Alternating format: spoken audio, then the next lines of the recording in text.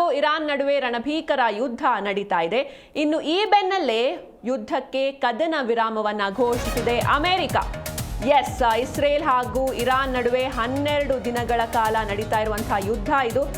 ಈ ಯುದ್ಧಕ್ಕೆ ಕದನ ವಿರಾಮವನ್ನ ಘೋಷಿಸಿದೆ ಅಮೆರಿಕ. 12 ದಿನಗಳ ಯುದ್ಧ ಮುಗೀತು ಅಂತ ಟ್ರಂಪ್ ಟ್ವೀಟ್ ಮಾಡಿರುವಂಥದ್ದು. ಕದನ ವಿರಾಮ ಒಪ್ಪಂದವಾಗಿದೆ ಅಂತ ಅಮೆರಿಕ ಹೇಳ್ತಾ ಇದೆ. ಹಾಗಾದ್ರೆ ಇರಾನ್ ಹಾಗೂ ಇಸ್ರೇಲ್ ನಡುವೆ ಮಧ್ಯಸ್ಥಿಕೆ ವಹಿಸ್ತಾ ಅಮೆರಿಕ ಎನ್ನುವಂತಹ ಪ್ರಶ್ನೆ ಈಗ ಮೂಡ್ತಾ ಇರುವಂಥದ್ದು. ಮಧ್ಯಪ್ರಾಚ್ಯದಲ್ಲಿ ಶಾಂತಿ ನೆಲೆಸಲಿ ಅಂತ ಟ್ರಂಪ್ ಟ್ವೀಟ್ ಮಾಡಿದ್ದಾರೆ. ಯುದ್ಧಕ್ಕೆ ಕದನ ವಿರಾಮವನ್ನ ಘೋಷಿಸಿದೆ ಅಮೆರಿಕ. 12 ದಿನಗಳ ಕಾಲ 12 ದಿನಗಳ ಯುದ್ಧ ಮುಗೀತು ಅಂತ ಟ್ರಂಪ್ ಸೋಷಿಯಲ್ ಮೀಡಿಯಾದಲ್ಲಿ ಟ್ವೀಟ್ ಮಾಡಿರುವಂಥದ್ದು. ಕದನ ವಿರಾಮ ಒಪ್ಪಂದವಾಗಿದೆ ಅಂತ ಅಮೆರಿಕ ಹೇಳ್ತಾ ಇದೆ. ಹಾಗಾದ್ರೆ ಇರಾನ್ ಹಾಗೂ ಇಸ್ರೇಲ್ ನಡುವೆ ಮಧ್ಯಸ್ಥಿಕೆ ವಹಿಸ್ತಾ ಅಮೆರಿಕ ಎನ್ನುವಂತಹ ಪ್ರಶ್ನೆ. ಮಧ್ಯಪ್ರಾಚ್ಯದಲ್ಲಿ ಶಾಂತಿ ನೆಲೆಸಲಿ ಅಂತ ಟ್ರಂಪ್ ಟ್ವೀಟ್ ಮೂಲಕ ತಿಳಿಸಿದ್ದಾರೆ. ಇನ್ನು ಟ್ರಂಪ್ ಮಾಡಿರುವಂತಹ ಟ್ವೀಟ್ನ ನೋಡೋದಾದ್ರೆ, ಎಲ್ಲರಿಗೂ ಅಭಿನಂದನೆಗಳು. ಇಸ್ರೇಲ್ ಮತ್ತು ಇರಾನ್ ಸಂಪೂರ್ಣ ಕದನ ವಿರಾಮಕ್ಕೆ ಒಪ್ಪಿಕೊಂಡಿವೆ. ಇಸ್ರೇಲ್ ಮತ್ತು ಇರಾನ್ ತಮ್ಮ ಅಂತಿಮ ಕಾರ್ಯಾಚರಣೆಗಳನ್ನು ಮುಗಿಸಿದ ನಂತರ ಸುಮಾರು 6 ಗಂಟೆಗಳಲ್ಲಿ ಕದನ ವಿರಾಮ ಪ್ರಾರಂಭವಾಗುತ್ತೆ. 12 ಗಂಟೆಗಳ ಕಾಲ ಇದು ನಡೆಯುತ್ತೆ. ನಂತರ ಯುದ್ಧ ಮುಕ್ತಾಯವಾಗುತ್ತೆ. ಇರಾನ್ ಮೊದಲು ಕದನ ವಿರಾಮವನ್ನು ಪ್ರಾರಂಭಿಸುತ್ತೆ. 12 ಗಂಟೆಗಳ ನಂತರ ಇಸ್ರೇಲ್ ಕದನ ವಿರಾಮವನ್ನು ಪ್ರಾರಂಭಿಸುತ್ತೆ. ಹಾಗಾಗಿ 24 ಗಂಟೆಗಳ ನಂತರ 12 ದಿನಗಳ ಯುದ್ಧವು ಅಧಿಕೃತವಾಗಿ ಕೊನೆಗೊಳ್ಳುತ್ತೆ. ಜಗತ್ತು ಇದನ್ನ ಸ್ವಾಗತಿಸುತ್ತೆ. ಪ್ರತಿ ಕದನ ವಿರಾಮದ ಸಮಯದಲ್ಲಿ ಎರಡೂ ಕಡೆಯವರು ಶಾಂತವಾಗಿ ಮತ್ತು ಗೌರವದಿಂದ ಇರ್ತಾರೆ ಅಂತ ಅಮೆರಿಕ ಅಧ್ಯಕ್ಷ ಡೊನಾಲ್ಡ್ ಟ್ರಂಪ್ ಟ್ವೀಟ್ ಮಾಡಿರುವಂಥದ್ದು. ಎಲ್ಲವೂ ಸರಿಯಾಗಿ ನಡೆದರೆ ಇಸ್ರೇಲ್ ಮತ್ತು ಇರಾನ್ ಎರಡೂ ದೇಶಗಳು ಈ ಯುದ್ಧವನ್ನು ಕೊನೆಗೊಳಿಸಲು ಧೈರ್ಯ ಮತ್ತು ಬುದ್ಧಿವಂತಿಕೆಯನ್ನು ತೋರಿಸಿವೆ. ಈ ಯುದ್ಧ ಬೇಕಾದರೆ ವರ್ಷಗಳವರೆಗೆ ಮುಂದುವರಿಯಬಹುದಿತ್ತು. ಇಡೀ ಮಧ್ಯಪ್ರಾಚ್ಯವನ್ನು ನಾಶ ಮಾಡಬಹುದಿತ್ತು. ಆದರೆ ಅದು ಆಗಲಿಲ್ಲ. ಮುಂದೆ ಎಂದಿಗೂ ಆಗೋದಿಲ್ಲ. ದೇವರು ಇಸ್ರೇಲ್ ಅನ್ನು ಆಶೀರ್ವದಿಸಲಿ, ದೇವರು ಇರಾನ್ ಅನ್ನು ಕೂಡ ಆಶೀರ್ವದಿಸಲಿ. God bless Israel, God bless Iran, ಹಾಗೆ ಗಾಡ್ ಬ್ಲೆಸ್ ಅಮೆರಿಕ. ದೇವರು ಇಡೀ ಜಗತ್ತನ್ನು ಆಶೀರ್ವದಿಸಲಿ ಅಂತ ಟ್ರಂಪ್ ಟ್ವೀಟ್ ಅನ್ನು ಮಾಡಿರುವಂಥದ್ದು. ದೇವರು ಮಧ್ಯಪ್ರಾಚ್ಯವನ್ನು ಆಶೀರ್ವದಿಸಲಿ, God bless Iran, God bless Israel, God bless America ಅಂತ ಟ್ರಂಪ್ ಟ್ವೀಟ್ ಮೂಲಕ ತಿಳಿಸಿರುವಂಥದ್ದು. ಇಸ್ರೇಲ್ ಹಾಗೂ ಇರಾನ್ ನಡುವಿನ ಯುದ್ಧ ಮುಗೀತು. ಇನ್ನೇನು ಎರಡೂ ದೇಶಗಳು ಕದನ ವಿರಾಮಕ್ಕೆ ಒಪ್ಪಿಗೆಯನ್ನು ನೀಡಿದೆ ಅಂತ ಅಮೆರಿಕ ಅಧ್ಯಕ್ಷ ಡೊನಾಲ್ಡ್ ಟ್ರಂಪ್ ಟ್ವೀಟ್ ಮೂಲಕ ತಿಳಿಸಿರುವಂಥದ್ದು. ಭಾರೀ ಸಂಚಲನವನ್ನು ಸೃಷ್ಟಿಸ್ತಾ ಇದೆ ಡೊನಾಲ್ಡ್ ಟ್ರಂಪ್ ಅವರ ಟ್ವೀಟ್. ಯಾಕಂದರೆ ಮುಗೀತಾ ಯುದ್ಧ, ಕದನ ವಿರಾಮಕ್ಕೆ ಎರಡೂ ದೇಶಗಳು ಒಪ್ಪಿಗೆಯನ್ನು ಕೊಟ್ಟವು. ಯಾಕಂದರೆ ಇರಾನ್ ಹೇಳಿತ್ತು ನಾವು ಪ್ರತೀಕಾರವನ್ನು ತೀರಿಸ್ಕೊಳ್ತೀವಿ ಅಂತ. ಹಾಗಾಗಿ ಇರಾನ್ ಕೂಡ ಕದನ ವಿರಾಮಕ್ಕೆ ಒಪ್ಪಿಗೆಯನ್ನು ಕೊಡ್ತಾ, ಜೊತೆಗೆ ಟ್ರಂಪ್ ಈ ಹಿಂದೆ ಕೂಡ ಒಂದು ಹೇಳಿಕೆಯನ್ನು ನೀಡಿದ್ರು. ಕೆಲವು ದಿನಗಳ ಹಿಂದೆ ಕೇಳಿದಾಗ, ನೀವು ಈ ಕದನ ವಿರಾಮ ಏನಾದರೂ ಘೋಷಣೆ ಆಗುತ್ತಾ ಅಂತ ಕೇಳಿದಾಗ, ಯಾವುದೇ ಕಾರಣಕ್ಕೂ ಕೂಡ ಸೀಸ್ ಫೈರ್ ಇಲ್ಲ, ಕದನ ವಿರಾಮ ನಡೆಯೋದಿಲ್ಲ. ಇರಾನ್ನ ಸರ್ವೋಚ್ಚ ನಾಯಕನ ಹತ್ಯೆ ಆಗೋ ತನಕ, ಇರಾನ್ನ ಅಂತ್ಯ ಆಗೋ ತನಕ ಈ ಯುದ್ಧ ನಿಲ್ಲೋದಿಲ್ಲ ಅಂತ ಟ್ರಂಪ್ ಈ ಹಿಂದೆ ಕೂಡ ಹೇಳಿಕೆಯನ್ನು ನೀಡಿದ್ರು. ಆದರೆ ಈಗ 12 ದಿನಗಳ ಕಾಲ 12 ದಿನಗಳ ಯುದ್ಧ ಮುಗೀತು ಅಂತ ಟ್ರಂಪ್ ಟ್ವೀಟ್ ಮಾಡಿರುವಂಥದ್ದು. ಕದನ ವಿರಾಮವನ್ನು ಎರಡೂ ದೇಶಗಳು ವಿರಾಮಕ್ಕೆ ಒಪ್ಪಿಗೆಯನ್ನು ನೀಡಿದೆ ಅಂತ ಟ್ರಂಪ್ ಟ್ವೀಟ್ನಲ್ಲಿ ತಿಳಿಸಿರುವಂಥದ್ದು. ಇರಾನ್ ಇಸ್ರೇಲ್ ನಡುವೆ ಮಧ್ಯಸ್ಥಿಕೆ ವಹಿಸ್ತಾ ಅಮೆರಿಕ ಎನ್ನುವಂಥ ಪ್ರಶ್ನೆ ಈಗ ಸದ್ಯ ಮೂಡ್ತಾ ಇದೆ. ಮಧ್ಯಪ್ರಾಚ್ಯದಲ್ಲಿ ಶಾಂತಿ ನೆಲೆಸಲಿ ಅಂತ ಕೂಡ ಟ್ರಂಪ್ ಟ್ವೀಟ್ ಮೂಲಕ ತಿಳಿಸಿದ್ದಾರೆ. God bless Israel, God bless Iran, God bless America, ಹಾಗೆ ದೇವರು ಇಡೀ ಜಗತ್ತನ್ನು ಆಶೀರ್ವದಿಸಲಿ ಅಂತ ಟ್ರಂಪ್ ಟ್ವೀಟ್ ಮೂಲಕ ತಿಳಿಸಿರುವಂಥದ್ದು. ಜೊತೆಗೆ ಇರಾನ್ ಹಾಗೂ ಇಸ್ರೇಲ್ ತಮ್ಮ ಅಂತಿಮ ಕಾರ್ಯಾಚರಣೆಗಳನ್ನ ಮುಗಿಸಿದ ನಂತರ ಸುಮಾರು 6 ಗಂಟೆಗಳಲ್ಲಿ ಈ ಕದನ ವಿರಾಮ ಪ್ರಾರಂಭವಾಗುತ್ತೆ ಅಂತ ಕೂಡ ತಿಳಿಸಿದ್ದಾರೆ. 12 ಗಂಟೆಗಳ ಕಾಲ ಇದು ನಡೆಯುತ್ತೆ. ನಂತರ ಯುದ್ಧ ಮುಕ್ತಾಯವಾಗುತ್ತೆ. ಇರಾನ್ ಮೊದಲು ಕದನ ವಿರಾಮವನ್ನು ಪ್ರಾರಂಭಿಸುತ್ತೆ. 12 ಗಂಟೆಗಳ ನಂತರ ಇಸ್ರೇಲ್ ಕದನ ವಿರಾಮವನ್ನು ಪ್ರಾರಂಭಿಸುತ್ತೆ. ಹಾಗಾಗಿ 24 ಗಂಟೆಗಳ ನಂತರ 12 ದಿನಗಳ ಯುದ್ಧ ಅಧಿಕೃತವಾಗಿ ಕೊನೆಗೊಳ್ಳುತ್ತೆ. ಜಗತ್ತು ಇದನ್ನು ಸ್ವಾಗತಿಸುತ್ತೆ. ಜೊತೆಗೆ ಪ್ರತಿ ಕದನ ವಿರಾಮದ ಬಳಿಕ ಎರಡೂ ದೇಶಗಳು ಕೂಡ ಶಾಂತಿ ಹಾಗೂ ಗೌರವದಿಂದ ವರ್ತಿಸಬೇಕು. ಜೊತೆಗೆ ಈ ಎರಡೂ ದೇಶಗಳ ಯುದ್ಧ ಬೇಕಾದ್ರೆ ವರ್ಷಗಳವರೆಗೆ ಮುಂದುವರಿಬಹುದಿತ್ತು. ಆದರೆ ಕದನ ವಿರಾಮಕ್ಕೆ ಒಪ್ಪಿಗೆ ನೀಡಿದೆ ಅಂತ ಟ್ರಂಪ್ ಟ್ವೀಟ್ ಮಾಡಿದ್ದಾರೆ.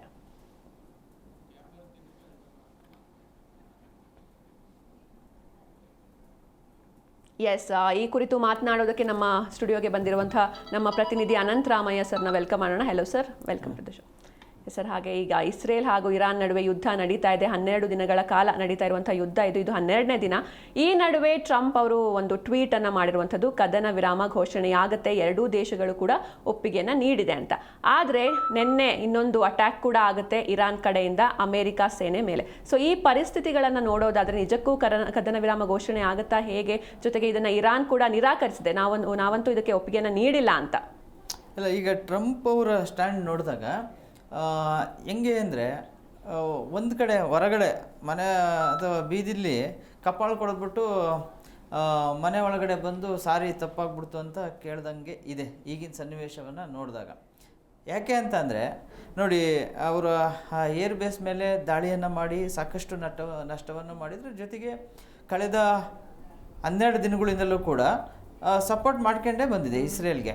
ಬಟ್ ಆ ಟೈಮಲ್ಲಿ ಅವರು G7 ಸಮ್ಮಿಟಲ್ಲಿ ಒಂದು ಮಾತನ್ನು ಹೇಳಿದರು, ಏನು ನಾನು ಈ ಒಂದು ಸೀಸ್ಫೈರನ್ನು ಮಾಡಲಿಕ್ಕೆ ಪ್ರಯತ್ನ ಮಾಡ್ತೀನಿ ಮತ್ತು 2 ರಾಷ್ಟ್ರಗಳ ನಾಯಕರನ್ನು ಒಪ್ಪಿಸ್ತೀನಿ. ಅದ್ರ ಜೊತೆಗೆ ಇರಾನ್ಗೊಂದು ಆಪ್ಷನ್ ಕೂಡ ಕೊಟ್ಟಿದ್ದರು, ಇರಾನು ಏನು ಕದನ ವಿರಾಮಕ್ಕೆ ಒಪ್ಕೋಬೇಕು, ಮುಂದುವರಿಬಾರ್ದು ಅಂತ ಹೇಳ್ಬಿಟ್ಟು. ಆ ಪ್ರಕಾರ ಬಂದಂಥವ್ರು, ಆ ಪ್ರಕಾರ ಅಲ್ಲಿ ಮಾತಾಡ್ಕೊಂಡು ಬಂದಂಥವ್ರು ಸಡನ್ನಾಗಿ ಮತ್ತೆ ಬಂದು ಒಂದು ಟ್ವೀಟ್ ಮಾಡ್ತಾರೆ, 2 ವಾರದಲ್ಲಿ ಏನು ಬೇಕಾದ್ರೂ ಆಗ್ಬೋದು ಅಂತ ಹೇಳ್ಬಿಟ್ಟು ಡೆಡ್ಲೈನ್ ಕೂಡ ಕೊಡ್ತಾರೆ. ನಾನು ಏನು ಬೇಕಾದ್ರೂ ಮಾಡ್ತೀನಿ ಅಂತಲೂ ಕೂಡ ಹೇಳ್ತಾರೆ, ನೇರವಾಗಿಯೇ ಕೂಡ ಹೇಳ್ತಾರೆ.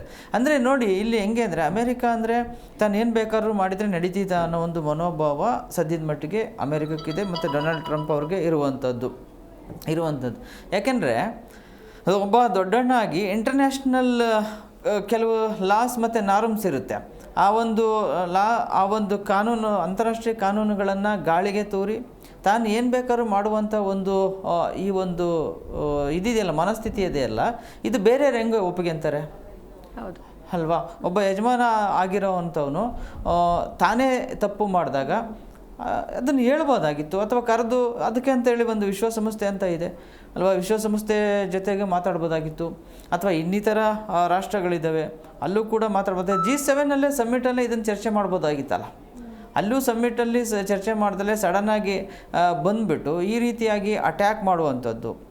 ಜೊತೆಗೆ ಈಗ ಆಮೇಲೆ ನೋಡಿ, ಅವ್ರ ಪರ್ಮಿಷನ್ನೇ ಇಲ್ಲ, ಅವ್ರಿಗೂ ಒಪ್ಪಿಗೆನೇ ಇಲ್ಲ, ಅವ್ರ ಜೊತೆ ಮಾತುಕತೆನೂ ಕೂಡ ಆಗಿಲ್ಲ ಅವರು, ಅಲ್ವಾ?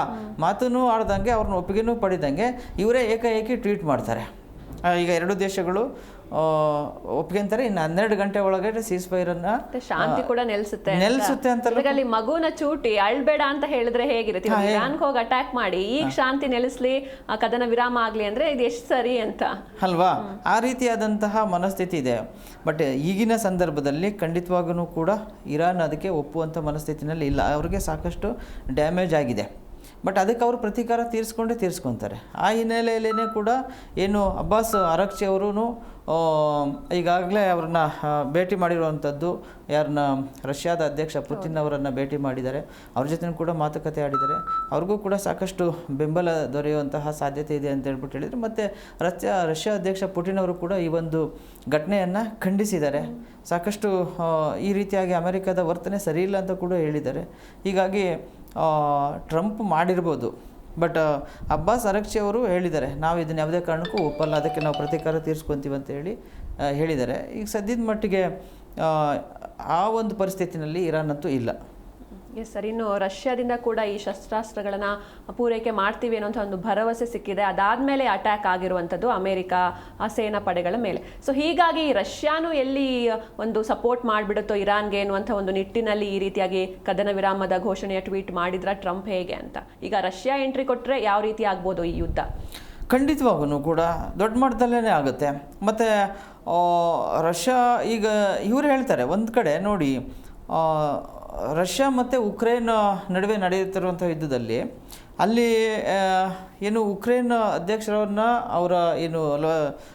ಜೆಲೆನ್ಸ್ಕಿ ಅವರನ್ನು ವೈಟ್ ಹೌಸ್ಗೆ ಕರೆಸ್ಕೊಂಡು ಅಲ್ಲಿ ಆದಂಥ ಒಂದು ರಾದ್ಧಾಂತವನ್ನು ಇಡೀ ಜಗತ್ತೇ ನೋಡಿದೆ. ಯಾವ ರೀತಿಯಾದಂಥ ಒಂದು ವಾಗ್ಯುದ್ಧ ನಡೀತು. ನೀವು ರಷ್ಯಾಕ್ಕೆ ಯಾಕೆ ಹೇಳಲ್ಲ, ನನಗೆ ಕರೆದು ಹೇಳ್ತಿರಲ್ಲ ಅಂತ ಹೇಳ್ಬಿಟ್ಟು ಜೆಲೆನ್ಸ್ಕಿ ಅವರು ತುಂಬ ವಾಗ್ವಾದವನ್ನೇ ಮಾಡಿದರು ಟ್ರಂಪ್ ಜೊತೆಗೆ. ಅದಾದ ನಂತರ ಇನ್ನೊಂದು ಕಡೆ ಪುಟಿನ್ ಅವ್ರಿಗೆ ಹೇಳ್ತಾರೆ, ನೀವು ಇದನ್ನು ನಿಲ್ಲಿಸಿಬಿಡಿ ಅಂತ ಹೇಳ್ಬಿಟ್ಟು. ಇದು ಯಾವ ಥರ ಸ್ಟ್ಯಾಂಡ್ ಅಂತ ಹೇಳಿ ಗೊತ್ತಿಲ್ಲ, ಅಂದರೆ ಇವ್ರು ಮಾತ್ರ ಮಾಡೋದು ಸರಿ, ಬೇರೆಯವರು ಮಾಡೋದು ತಪ್ಪು ಅನ್ನೋ ಒಂದು ಮನೋಭಾವ ಇವರಲ್ಲಿ ಇದೆ. ಯಾಕೆ ಅಂತ ಅಂದರೆ ಈಗ ಒಬ್ಬ ಏನು ರಷ್ಯಾ ಅಧ್ಯಕ್ಷರಿಗೆ ಆ ರೀತಿಯಾಗಿ ಹೇಳುವಂತಹ ಧೈರ್ಯನೂ ಕೂಡ ಮಾಡ್ತಾ ಇಲ್ಲ, ಆಯಿತಾ. ಅವರು ಒಪ್ಪುವಂಥ ಪರಿಸ್ಥಿತಿನಲ್ಲೂ ಕೂಡ ಇಲ್ಲ ಬಿಡಿ, ಅವರು ಒಪ್ಪೋದು ಇಲ್ಲ, ಅವ್ರ ಮಾತು ಕೇಳೋದೂ ಇಲ್ಲ. ಅವರು ಏನೇ ಹೇಳಿದ್ರು ಅವ್ರ ಸ್ಟ್ಯಾಂಡಿಗೆ ಅವರು ಬದ್ಧವಾಗೇ ಇರ್ತಾರೆ, ಮತ್ತು ಅದನ್ನು ಅವರು ಮುಂದುವರಿಸ್ತಾರೆ. ಹೀಗೆ ನೋಡಿ, ಅದಕ್ಕೇನೆ ಅವ್ರು ಪ್ರತೀಕಾರ ತೀರ್ಸ್ಕೊಂಡ್ರೆ ನಿನ್ನೆ. ಈಗೇನು ಇವ್ರು 3 ದಿನ ಆಯ್ತಲ್ಲ, ಯಾವುದು ಇದ್ರ ಇರಾನ್ನ ಪರಮಾಣು ನೆಲೆ ಯಾವುದು ದಾಳಿ ಮಾಡಿದ್ರಲ್ಲ ಇಸ್ಫಹಾನ್ ಮೇಲೆ, ಆ ದಾಳಿ ಮಾಡಿದಂತಹ ಸಂದರ್ಭದಲ್ಲಿ ಅವ್ರು ಸುಮ್ಮನೆ ಅಂತೂ ಕೂತಿಲ್ಲ. ಅವ್ರು ಹೇಳಿದರು, ಇದಕ್ಕೆ ನೀವು ಸ್ಟಾರ್ಟ್ ಮಾಡಿದರೆ ನಾವು ಎಂಡ್ ಮಾಡ್ತೀವಿ ಅಂತಲೂ ಕೂಡ ಅವರು ಹೇಳಿದರು. ಹಾಗಾಗಿನೇ ಅವರು ಇವಾಗ ಏನು ಕತಾರ್ನ ಏರ್ಬೇಸ್ ಮೇಲೆ ದಾಳಿ ಮಾಡಿದ್ದಾರೆ. ಕತಾರ್ನ ಏನು ಅಮೆರಿಕದ ವಾಯುನೆಲೆಗಳು, ಕತಾರ್ನಲ್ಲಿರುವಂತಹ ವಾಯುನೆಲೆಗಳ ಮೇಲೆ ದಾಳಿ ಮಾಡಿದ್ದಾರೆ. ಮತ್ತು ಇರಾನ್ನಲ್ಲಿರುವಂತಹ ಅಮೆರಿಕದ ಏರ್ಬೇಸ್ ಮೇಲೂ ಕೂಡ ದಾಳಿ ಮಾಡಿದ್ದಾರೆ. ಬಟ್ ಯಾವುದೂ ಹಾನಿ ಆಗಿಲ್ಲ ಅಂತ ಹೇಳ್ಬಿಟ್ಟು ಹೇಳಿದ್ದಾರೆ. ಬಟ್ ಹಾನಿ ಆಗೋದು ಬಿಡೋದು ಅದು ಸೆಕೆಂಡ್ರಿ, ಅವರಂತೂ ಪ್ರತೀಕಾರವನ್ನು ತೀರಿಸ್ಕೊಂಡಿದ್ದಾರೆ.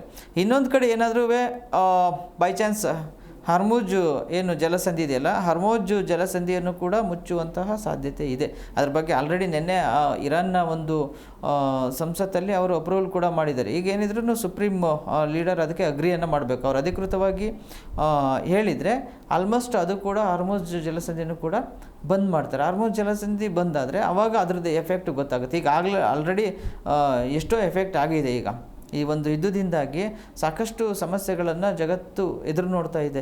ಇವ್ರಿಗೇನು ಅನ್ಸೋದಿಲ್ಲ.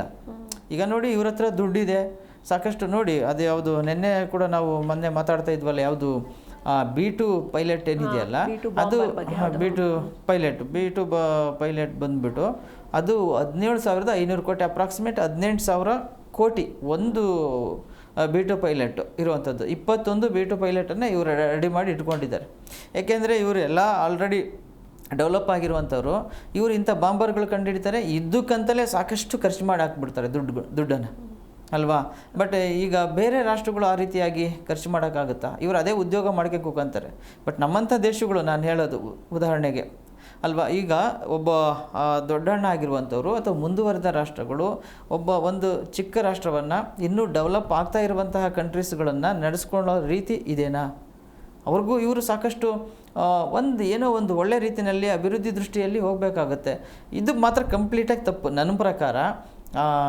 ಏನು ಅಮೆರಿಕ ಮಾಡಿದ್ದಂತಹ ಒಂದು ಏನು ಸ್ಟೆಪ್ ಏನಿದೆಯಲ್ಲ ತಗೊಂಡಿದ್ದು, ಅದು ತುಂಬ ತಪ್ಪು. ಅದ್ರ ಜೊತೆಗೆ ಇವರು ಏನು ತಿಳ್ಕೊಂಡವ್ರು ಇವ್ರು ನನಗಂತೂ ಗೊತ್ತಿಲ್ಲಪ್ಪ. ಸುಮ್ಮನೆ ಇವರಿವರೇ ಟ್ವೀಟ್ ಮಾಡೋದು, ಇವರಿವರೇ ಸ್ಟೇಟ್ಮೆಂಟ್ ಕೊಡೋದು, ನಾನು ತಲೆಗೆ ಟ್ರೈನ್ ಮಾಡ್ತೀನೋ, ನಾನು ಹಂಗೆ ಹಿಂಗೆ ಅಂತ ಹೇಳಿ ಮಾಡಿ. ಇದು ಯಾವ ರೀತಿ ಇದು ಟ್ರಂಪ್ದು ಒಂದು ರೀತಿಯಾಗಿ ತುಂಬ ಅಂದರೆ ತುಂಬ ಉದ್ದಟತನ.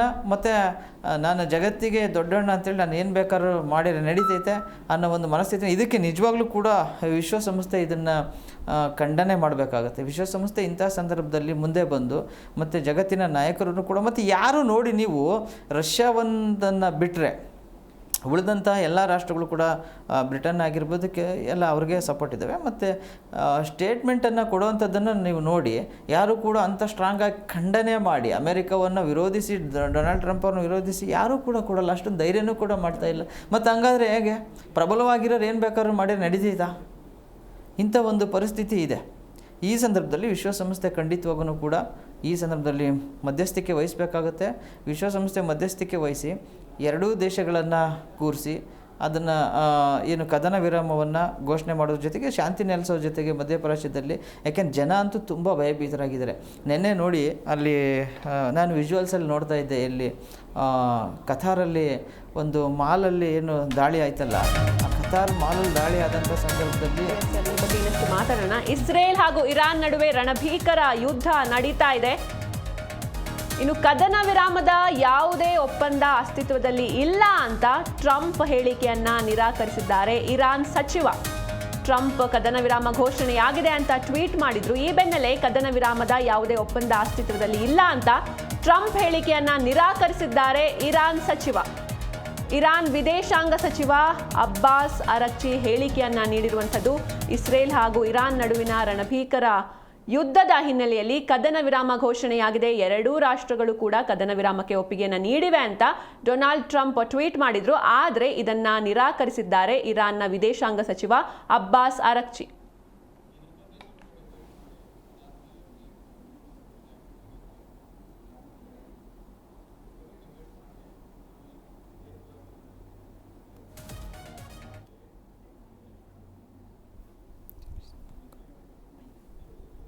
ಎಸ್ ಸರ್, ಈಗ ಈ ಟ್ವೀಟ್ ಸಮರಗಳ ಬಗ್ಗೆ ನೋಡೋದಾದರೆ ಅದಕ್ಕಿಂತ ಮುಂಚೆ ನೀವು ಒಂದು ಕತಾರಲ್ಲಿ ನಡೆದಂಥ ಒಂದು ಇನ್ಸಿಡೆಂಟ್ ಬಗ್ಗೆ ಹೇಳ್ತಾ ಇದ್ರೆ ಅದನ್ನು ಕಂಟಿನ್ಯೂ ಮಾಡಿ.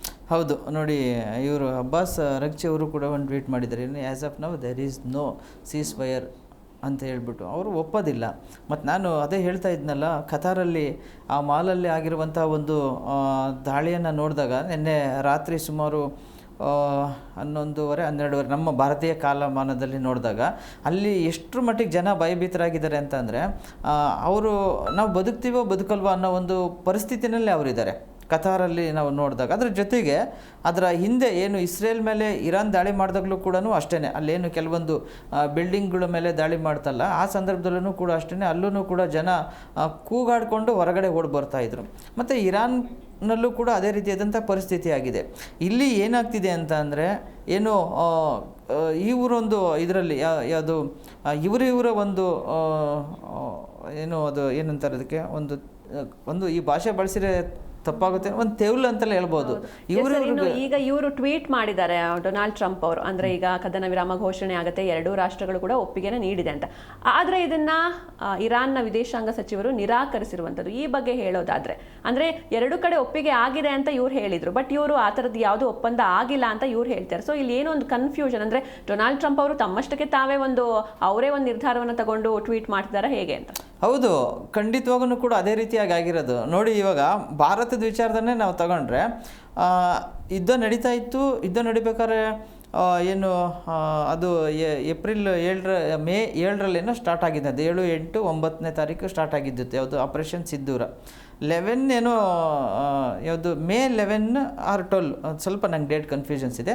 ಆ ಟೈಮಲ್ಲಿ ಇವರು ಟ್ವೀಟ್ ಮಾಡ್ತಾರೆ. ಅಲ್ಲಿವರೆಗೂ ನಮಗೆ ಗೊತ್ತಿರಲೇ ಇಲ್ಲ, ಯಾರಿಗೂ ಕೂಡ ಗೊತ್ತಿರಲಿಲ್ಲ. ಡೊನಾಲ್ಡ್ ಟ್ರಂಪ್ ಅವರೇ ಟ್ವೀಟ್ ಮಾಡಿದರು, ಭಾರತ ಮತ್ತು ಪಾಕಿಸ್ತಾನದ ನಡುವೆ ಸೀಸ್ ಫೈರ್ ಆಗಿದೆ ಅಂತ ಹೇಳ್ಬಿಟ್ಟು ಆವಾಗ ಟ್ವೀಟ್ ಮಾಡಿದ್ರು. ಬಟ್ ಅದನ್ನು ಯಾರೂ ಕೂಡ ಹೇಳಿರಲಿಲ್ಲ. ನಮ್ಮಲ್ಲೇನು ಇರಲಿಲ್ವಾ, ನಮ್ಮಲ್ಲಿ ಯಾವ ವಿದೇಶಾಂಗ ಸಚಿವ ಜೈಶಂಕರ್ ಅವರಿಲ್ವಾ ಅಥವಾ ಪ್ರಧಾನಿ ಅವರೇ ಇಲ್ಲ, ಅವರೇ ಅನೌನ್ಸ್ ಮಾಡೋರು. ಬಟ್ ಅಷ್ಟು ಬೇಗ ಮಾಡಿದ್ರು ಅಂದರೆ ಏನು ಗೊತ್ತಾ, ಅದರ ಕ್ರೆಡಿಟ್ ತನಗೆ ಸಿಗಬೇಕು ಅನ್ನೋ ಒಂದು ಹಪಾಹಪಿ ಈ ಟ್ರಂಪ್ ಅವ್ರಿಗಿದೆ. ಇವರು ಈಗ ಆ ಸಂದರ್ಭದಲ್ಲಿ ಎರಡೂ ದೇಶಗಳ ಜೊತೆ ಮಾತುಕತೆ ಆಡಬೇಕು, ಎರಡು ದೇಶಗಳ ಜೊತೆ ನಾಯಕರ ಜೊತೆ ಮಾತನಾಡಿಬಿಟ್ಟು ಆ ನಂತರ ಇವರು ಅನೌನ್ಸ್ ಮಾಡಬೇಕಾಗುತ್ತೆ. ಯಾಕೆಂದರೆ ಒಪ್ಪಬೇಕಲ್ವಾ, ಅದನ್ನು ಮಾಡ್ದಲೆ ಇವರು ಏಕಾಏಕಿ ಇವ್ರ ಪಾಡಿಗೆ ಇವರು ಏನು ಅನೌನ್ಸ್ ಮಾಡಿಬಿಟ್ಟು ಆನಂತರ ಮಾತಾಡ್ತೀನಿ ಅಂದರೆ ಎಷ್ಟು ಮಟ್ಟಿಗೆ ಸರಿ, ಅವ್ರು ಯಾಕೆ ಒಪ್ತಾರೆ? ಹೌದು, ಇಷ್ಟೆಲ್ಲ ಡ್ಯಾಮೇಜನ್ನು ಮಾಡಿಸ್ಕೊಂಡು ಅವ್ರ ಹತ್ರ ಒದೆ ತಿಂದ್ಬಿಟ್ಟು ಈಗ ಇವ್ರು ಹೇಳಿದ್ದಕ್ಕೆ ಓಕೆ ಅಂತ ಅಂದ್ಬಿಟ್ರೆ ಅವ್ರಿಗೆ ನಿಜವಾಗ್ಲೂ ಕೂಡ ಅವ್ರಿಗೂ ಸ್ವಾಭಿಮಾನ ಅನ್ನೋದಿರೋದಿಲ್ವಾ? ಆ ರೀತಿಯಾಗಿ ಅವ್ರು ಖಂಡಿತ ಅದಕ್ಕೆ ಅವ್ರು ನಿರಾಕರಿಸಿದ್ದಾರೆ. ನಾವು ಯಾವುದೇ ಕಾರಣಕ್ಕೂ ಒಪ್ಪಿಲ್ಲ, ನಮ್ಗೆ ಯಾವುದೂ ಇದುವರೆಗಾಗೂ ಮಾಹಿತಿ ಇಲ್ಲ, ನಾವು ಒಪ್ಪೋದು ಇಲ್ಲ ಅಂತ ಹೇಳ್ಬಿಟ್ಟು ಅಬ್ಬಾಸ್ ಅರಗ್ಚಿ ಅವರು ಅದಕ್ಕೆ ಕೂಡ ಹೇಳಿರೋ ಅಂಥದ್ದು. ಮತ್ತು ಈ ಟ್ರಂಪ್ಗೆ ಈ ಕೆಲವು ಪೇಪರ್ಗಳಲ್ಲಿ ನಾವು ನೋಡ್ತಾ ಇದ್ವಿ ಎಲ್ಲನೂ ಕೂಡ, ಎಲ್ಲ ಒಂದು ಕಡೆ ಈ ನೋಬೆಲ್ ಪ್ರೈಸ್ಗೋಸ್ಕರ ಈ ಥರ ಮಾಡ್ತಾ ಇದ್ದಾರೆ ಅನ್ನೋ ಒಂದು ಮಾತು ಕೂಡ ಬರ್ತಾ ಇದೆ. ಅಂದರೆ ಏನು ನಾನೆಲ್ಲ ಕಾಂಪ್ರಮೈಸ್ ಮಾಡ್ತೀನಿ ಅನ್ನೋ ರೀತಿಯಲ್ಲಿ ಈ ರೀತಿ ಆಗ್ಬಾರ್ದು, ಈ ಥರ ಆಗಬಾರ್ದು. ಅದನ್ನು ವಿಶ್ವಸಂಸ್ಥೆ ಈ ಸಂದರ್ಭದಲ್ಲಿ ಮುಂದೆ ಬಂದು ಇದನ್ನು ಬಗೆಹರಿಸಬೇಕಾಗುತ್ತೆ. ಸಿಂಚನ, ಎಸ್, ಯುದ್ಧದ ಕುರಿತಾಗಿ ಸಾಕಷ್ಟು ಮಾಹಿತಿಯನ್ನು ನೀಡಿದ್ರಿ, ಸಾಕಷ್ಟು ಮಾತಾಡಿದ್ರಿ. Thank you so much sir. Yes, ಈಗ ಅಮೆರಿಕ ಅಧ್ಯಕ್ಷ ಟ್ವೀಟ್ ಮಾಡಿರುವಂಥದ್ದು ಯುದ್ಧ ಇನ್ನೇನು ನಿಲ್ಲುತ್ತೆ, ಕದನ ವಿರಾಮ ಘೋಷಣೆ ಆಗುತ್ತೆ, ಒಪ್ಪಂದ ಆಗಿದೆ ಅಂತ. ಬಟ್ ಇದನ್ನು ನಿರಾಕರಿಸಿದ್ದಾರೆ ಇರಾನ್ನ ವಿದೇಶಾಂಗ ಸಚಿವ. ಎಸ್, ಇನ್ನಷ್ಟು ಅಪ್ಡೇಟ್ಸ್ ನೋಡೋಣ ಸಣ್ಣ ವಿರಾಮದ ಬಳಿಕ.